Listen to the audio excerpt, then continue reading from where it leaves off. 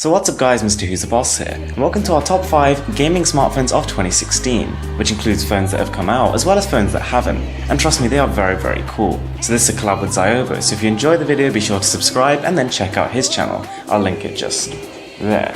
So without further ado, let's get straight into the video.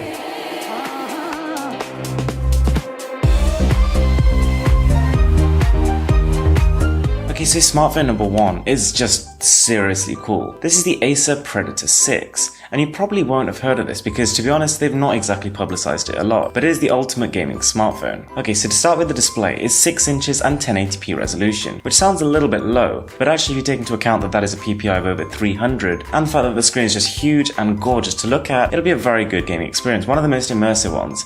But it might not quite fit in your pocket. Internally, the phone has the 10-core Helio X20 processor with a custom-made GPU just for gaming. It's also supported by 4GB of RAM, so processing power-wise, it's just gonna fly.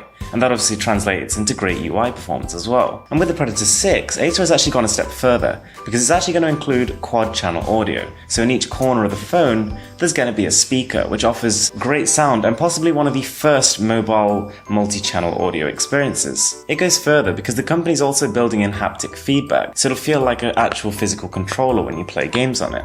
Now when it comes to finding the best gaming phone possible, there's two things I look for: screen quality and performance, and the new Galaxy Note 7 does not miss out on either of those features. The phone itself supports a 5.7-inch Super AMOLED display, which is 2560 by 1440 pixels, which is very important as with a display that big and quality that high, you can immerse yourself in the gaming experience and have a ton of fun while gaming on the Note. Now when it comes to actual power, the phone has an octa-core processor, meaning it has 8 cores, so you can basically handle any game you want on it. So next up we have the Moto G4, which is a phone you probably will have heard of. It's coming in at $200, the value proposition is just insane. We actually get a Snapdragon 617, supported by 2GB of RAM. And the 617 is an interesting processor because it has the Adreno 405 GPU, which is not actually that powerful, but this is really made up for by the ridiculously powerful CPU. See, the Snapdragon 617 is nearly as powerful in CPU performance as the Snapdragon 810, which is the flagship smartphone processor of last year, in phones costing $600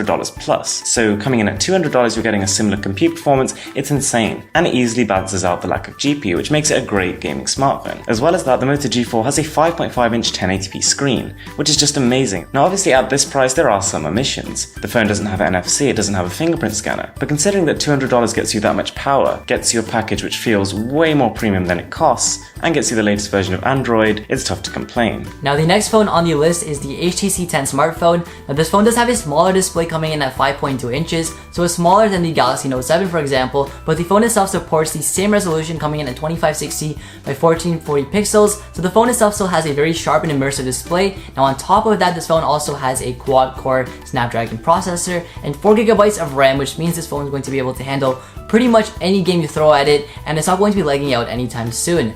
Now this phone itself is a great gaming phone, but it's also an amazing phone overall. It supports image stabilization with a 12-megapixel rear-facing camera and a 5-megapixel front-facing camera, so you can still get amazing photos and videos out of it. And additionally, this phone also has high-res sound, meaning if you're going to be gaming with the speakers on, you're going to have an incredible experience with the screen, the processor, as well as the speakers. So if you're going to be buying this phone, you know you're going to be getting an amazing phone overall as well. So last but absolutely not least is the Xiaomi Redmi Note 2. Now you might be thinking, I've heard that name before somewhere.